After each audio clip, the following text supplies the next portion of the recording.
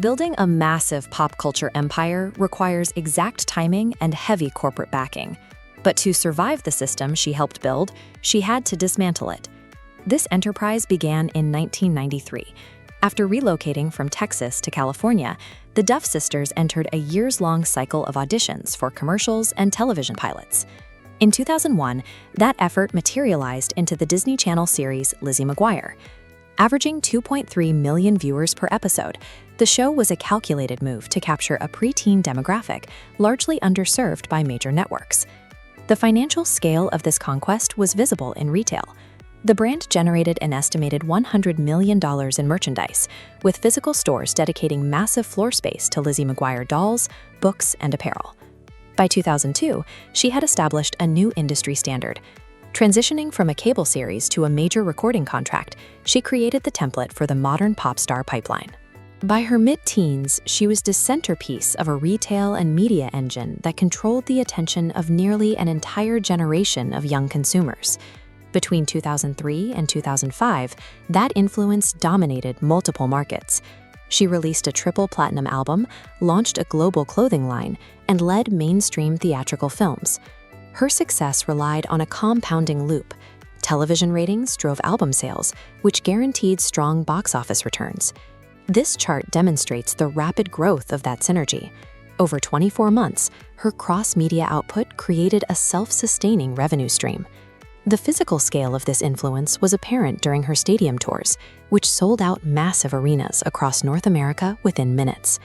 But the role of a pristine teen idol came with a condition. To keep the empire profitable, the corporation required her to remain in permanent adolescence. By the mid-2000s, a fundamental problem emerged. She was biologically and psychologically becoming an adult, but her brand relied on her staying a teenager. The industry operates on a mechanism of image lock. A star's profitability is often tied to a specific, unchanging persona that leaves no room for personal evolution or the display of adult flaws. The constant visibility created a sense of claustrophobia. Beyond the professional pressure, she faced real-world threats, including stalking incidents that required legal restraining orders to protect her and her staff. She was also a primary target for an aggressive paparazzi culture.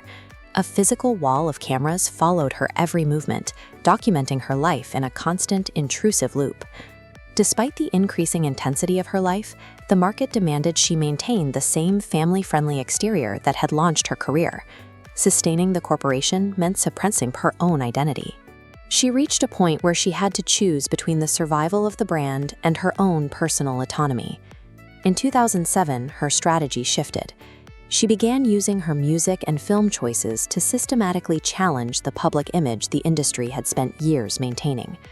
She took creative control of her album Dignity, writing lyrics that addressed her parents' divorce and the media intrusion she faced. It was a direct, adult response to a culture that still wanted her to be Lizzie McGuire. She then moved into independent film.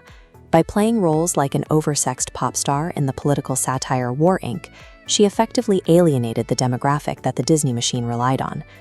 This was followed by a withdrawal from the industry's primary channels. She stopped her stadium tours and declined major network sitcom deals, choosing to step away from the corporate production cycle. Years later, she rejected the chance to revive her most famous character. When Disney insisted on a PG rating for a new Lizzie McGuire series, she canceled the project rather than return to a restricted, sanitized version of adulthood. These decisions were not a failure to remain relevant. They were a deliberate dismantling of her own celebrity to escape the confines of a corporate-owned identity. After clearing away her previous image, she began rebuilding her career as a creative professional and executive on her own terms. She returned to television with a starring role in Younger, and later produced and starred in How I Met Your Father. She secured critical and commercial success as an adult, separate from her teen legacy. She also moved into corporate leadership. Rather than acting as a traditional spokesperson, she took on roles like chief brand officer and investor for companies in the cosmetic and home fragrance industries. Her return to music in 2026 for the album Luck or Something happened only after she felt she had the creative safety to release work that reflected her actual perspective. She moved her influence away from studio-controlled characters and into a portfolio of ventures where she held the equity and the final word. The result of this transition was a massive resurgence in 2026. She sold out a theater tour instantly, appeared on the cover of Sports Illustrated, and was named to the Time 100 list of the world's most influential people. Leaving the corporate machinery at its peak allowed her to reclaim her own future, demonstrating that the most valuable asset was her own autonomy. To see more stories about the rise and fall of modern empires, subscribe to Empire Snapshots.